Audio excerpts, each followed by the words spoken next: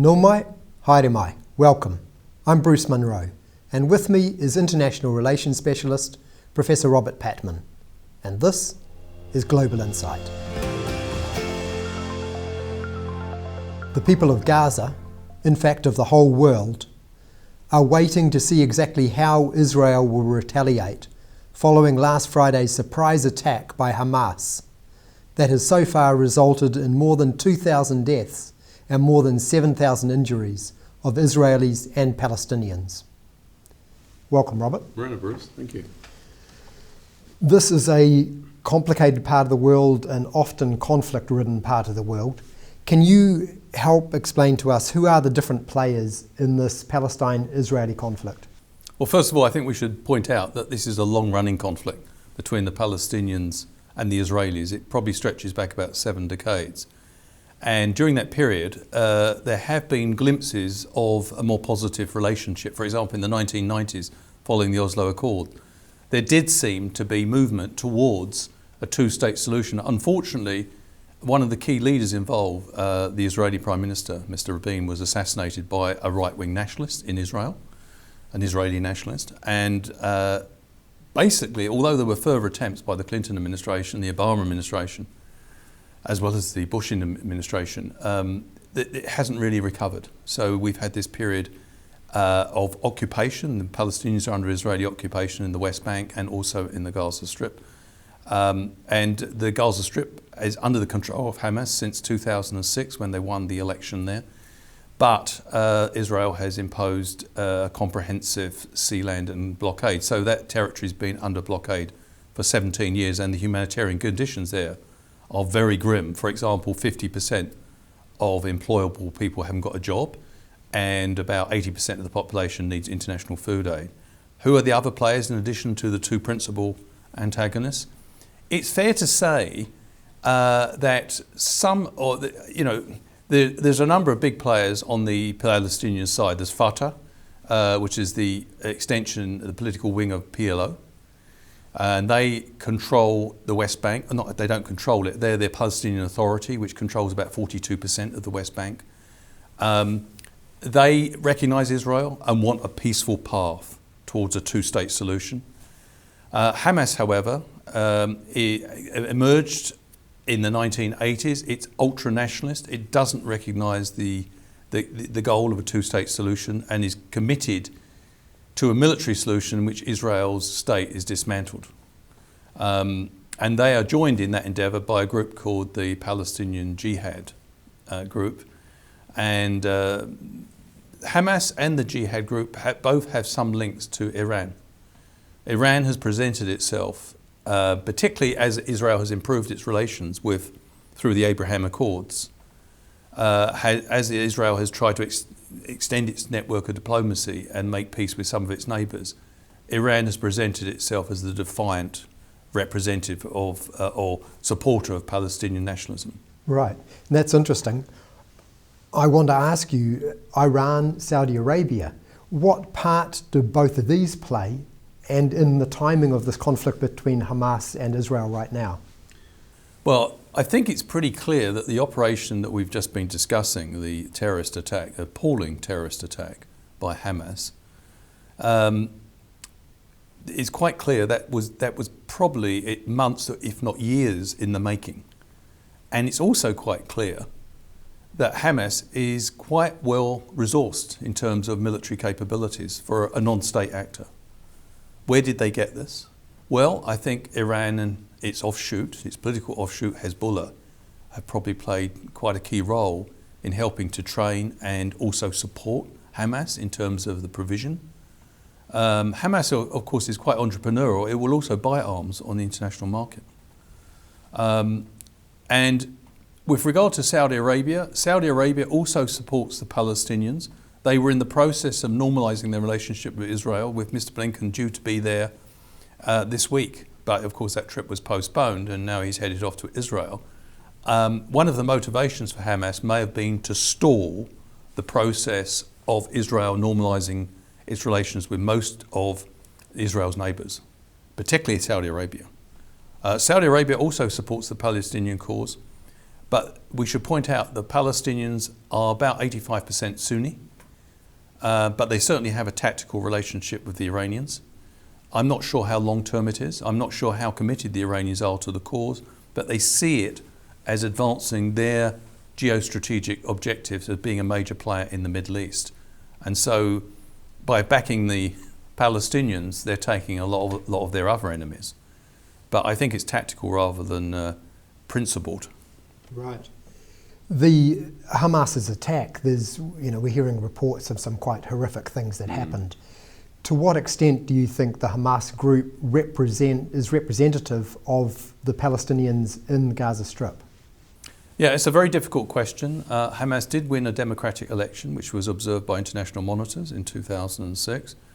But they've been effectively boycotted internationally since then. They defeated Fatah, which is the group which is seeking a peaceful path to a two-state solution. That was 2006. There's been no more elections since then. It's difficult to read how representative Hamas are of the population. People who visited the Gaza Strip said there's plenty of people who dislike Hamas, but it has got its supporters. I think what we can say, though, and I think this is an important observation to make in the light of what's unfolding, it's very unlikely that ordinary Palestinians were privy to the planning that led to that terror attack. And journalists in Gaza said that local people in Gaza were stunned to wake up to news that rockets were being launched from their territory. And I think that's quite a realistic observation. After all, the Netanyahu government, with its superb intelligence services, like Mossad, and also its very sophisticated military infrastructure, which is supported by the United States, they were caught cold. So if they didn't know anything about it, I think there's a good chance that a secretive group like Hamas wouldn't, for strategic reasons, advertise that they were going to do this. And they kept that a secret because the Israelis didn't know. And so it's very unlikely that ordinary Palestinians had anything to do in Gaza with this, the timing and the decision to launch this attack. You've mentioned the Israeli Prime Minister Benjamin Netanyahu. This attack by Hamas, does this hurt him or does this help him? Well, Mr. Netanyahu has now formed an all-Israeli national government with the leader of the opposition, Benny Gantz, who's a former distinguished Israeli military commander. I think Mr. Netanyahu's trying, to depoliticize the situation somewhat. From Mr. Netanyahu's point of view, the situation remains politically challenging. A lot of Israelis are asked big questions about why was Israel caught cold like this?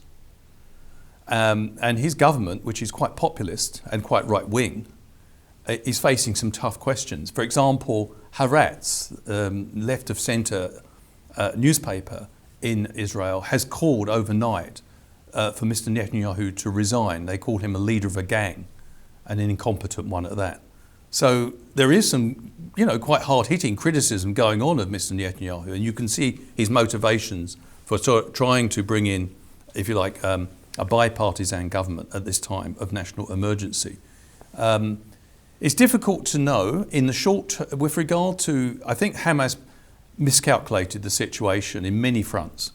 I think they saw I think the timing of this attack was linked to the fact they saw Mr. Netanyahu, right-wing coalition government, as being in trouble with many protests. Many ordinary Israeli have protested for months against the government because of its moves to try to somewhat dilute the independence of the Israeli judiciary. And many Israelis feel strongly that's a backward step for a democracy.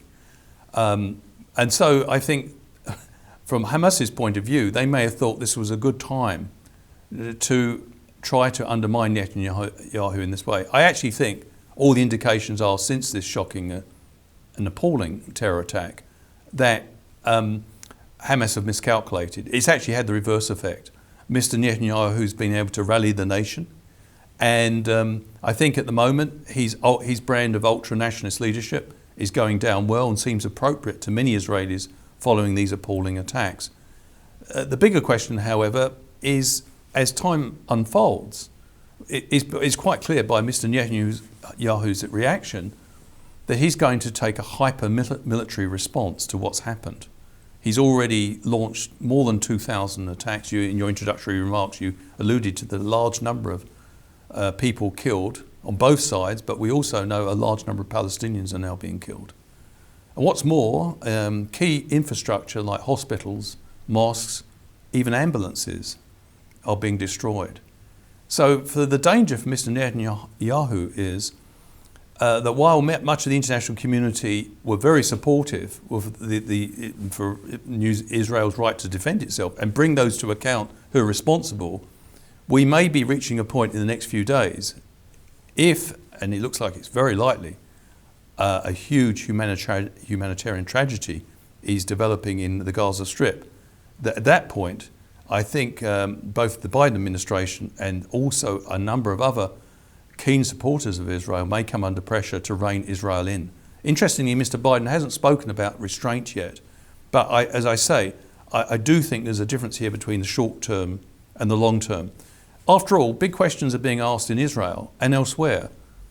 Will a purely military approach, let's just say that they eliminate Hamas. They go in, the indications are that the bombing campaign will be followed by a ground offensive.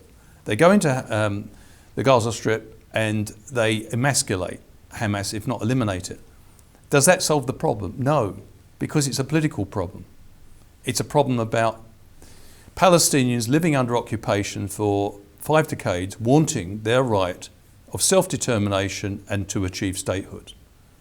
And there's no military solution to that. And so, in a sense, it's a real challenge for the Netanyahu government. How are they going to play this? Are they going to just carry on with ever more force? I mean, Mr. Netanyahu said that he wanted to reduce the Gaza Strip to dust. Well, this is a very densely populated area with 2.3 million people in it. That's got tremendous humanitarian repercussions if he does carry out that threat. So has New Zealand made any comment, and what comment or what response do you think it should be making over the next few days? I think New Zealand should be commenting. The comments made so far is that both Mr. Hipkins and also Mr. Luxon, the two major parties, I don't think there's much to separate the major parties on this issue, support Israel's right to defend itself after such an appalling attack. The foreign minister also said humanitarian law should be fully respected. And that is where I think New Zealand may be able to articulate an opinion with no axe to grind. New Zealand has good relations with both the Israelis and with the Palestinians. I should qualify that by saying that Mr. McCulley, the former foreign minister, when he was foreign minister, he won a lot of admiration actually outside the United States and outside Israel for trying to restart the Palestinian-Israeli two-state dialogue. And he incurred a lot of anger from Mr. Netanyahu in the process, but he stuck to his guns and he got a lot of support internationally. That didn't lead anywhere, but it was an attempt. And I think one of the biggest problems is that the international community just have diverted their eyes. This is an urgent problem with global ramifications. And the United States is in a tricky position. For domestic political reasons, and Mr. Biden's facing re-election next year, there's limits to how much leverage America seems to have on Israel. And its default position, or its safety first position politically, is always, and Mr. Biden's made this quite clear, and I don't think it's just a cynical position. I think America genuinely believes this. They've got Israel's back. They've been a long-term ally, and they feel this is a horrendous attack, and they've got to stick by Israel. The question is, as we alluded to earlier, that solidarity with Israel could be tested in the next few days when Israel, in some people's view, may be acting in a disproportionate retaliatory manner. And so that, what New Zealand and other like-minded countries like Australia and Canada have a role, I think, to say that the civilians of Palestine, who had nothing, largely I think had nothing to do with this attack, they must be protected. and they must be given access to fuel and food and all the basic necessities. Now we know that food and fuel have been cut off, so we're heading towards a very tricky situation, internationally and also for the people of Gaza. Thank you, Robert. And thank you for watching. Catch us next time on Global Insight. Noho ora mai.